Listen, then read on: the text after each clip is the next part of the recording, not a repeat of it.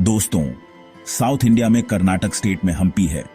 ये UNESCO world heritage site है। ये विजयनगर साम्राज्य की याद दिलाता है। ये साम्राज्य 14वीं और 16वीं शताब्दी के बीच था। हम्पी इसकी राजधानी थी। आज हम हम्पी को इसके खंडहर और इतिहास के लिए जानते हैं। ये शहर हमें पुराने समय में ले जाता है। हम इसकी खूबसूरती और यहाँ की जिंदगी के बारे में सोच सकते हैं। विजयनगर साम्राज्य की शुरुआत दो भाइयों हक्का और बुक्का ने की थी। उन्होंने 1336 ईस्वी में साम्राज्य बनाया। ये जल्दी ही फेमस हो गया। विजयनगर शहर, जिसे बाद में हम्पी कहा गया, व्यापार और संस्कृति का केंद्र बन गया। अपने अच्छे समय में हम्पी दुनिया के सबसे बड़े और अमीर शहरों में से एक था। इसके बाजार मसाले, कपड़े और कीमती पत्थरों के व्यापार के लिए फेमस थे।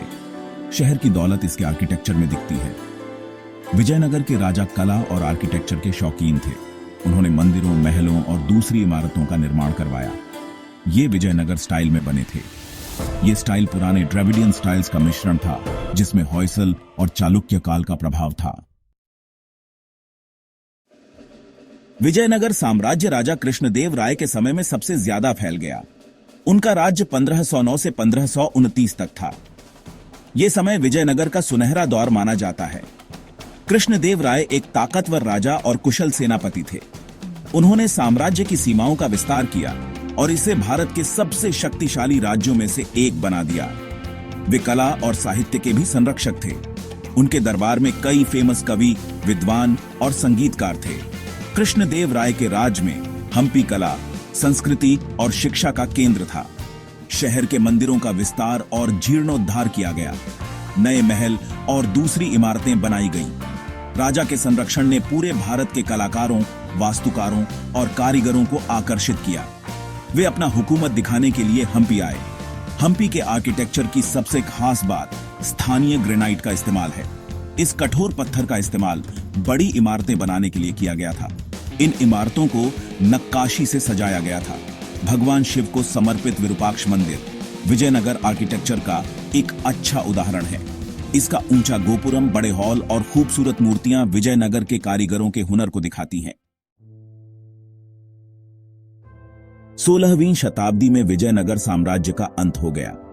दक्कन सल्तनतों का एक समूह, जो लंबे समय से विजयनगर के दुश्मन थे, साम्राज्य के खिलाफ इकट्ठा हो गए। 1565 में तालिकोटा के युद्ध में सल्तनतों की सेनाएं विजयनगर सेना से लड़ीं। विजयनगर सेना का नेतृत्व कृष्णदेव राय के उत्तराधिकारी राम राय ने किया था। बहादुरी से लड़ने के बावजूद विजयनगर की सेना हार गई। राम राय को पकड़ लिया गया और मार दिया गया। तालिकोटा का युद्ध दक्षिण भारत के इतिहास में एक बड़ा बदलाव था। विजयनगर साम्राज्य की हार से इस क्षेत्र में कोई ताकतवर नहीं बचा। अपनी जीत से उत्साहित दक्कन सल्तनतों ने हम्पी शहर को लूट लिया। उन्होंने इसकी दौलत लूट ली और इसे खंडहर में बदल दिया। कभी महान शहर को छोड़ दिया गया और ये टूट गया। सदियों तक हम्पी को भुला दिया गया। इसकी शानदार इमारतें धीरे धीरे प्रकृति के कारण टूटती गईं। 19वीं शताब्दी में ही हम्पी के खंडहरों ने विद्वानों और पुरातत्वविदों का ध्यान आकर्षित करना शुरू किया। ब्रिटिश सरकार ने इस जगह के ऐतिहासिक महत्व को समझते हुए इसे संरक्षित स्मारक घोषित कर दिया। खुदाई और जीर्णोद्धार का काम शुरू हुआ। हालांकि हम्पी का ज्यादातर हिस्सा सदियों से मलबे के नीचे दबा हुआ था। आज Hampi UNESCO world heritage site है। ये एक फेमस टूरिस्ट जगह है। दुनिया भर से लोग इसके प्राचीन खंडहरों को देखने आते हैं। भारतीय पुरातत्व सर्वेक्षण इस जगह की देखभाल करता है। स्मारकों को रिस्टोर और कंसर्व करने की कोशिशें की जा रही हैं। पुरातत्वविदों को नई खोजें होती रहती हैं। ये खोजें विजयनगर साम्राज्य के इतिहास और संस्कृति के बारे में जानकारी देती हैं। हम्पी के सबसे फेमस मॉन्यूमेंट्स में से एक स्टोन रथ है। ये विट्ठल मंदिर में है। रथ विजयनगर कला और वास्तुकला का एक बेहतरीन नमूना है।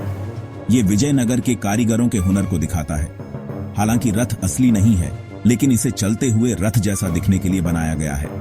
हम्पी के खंडहर सिर्फ पुराने पत्थर नहीं हैं, ये एक शानदार अतीत को दिखाते हैं। ये उस समय की कहानियां बताते हैं जब हम्पी एक बड़ा शहर था। ये कला, संस्कृति और शिक्षा का केंद्र था। जब हम खंडहरों के बीच चलते हैं तो हमें अतीत की आवाजें सुनाई देती हैं। हम शहर को उसके पुराने रूप में इमेजिन कर सकते हैं।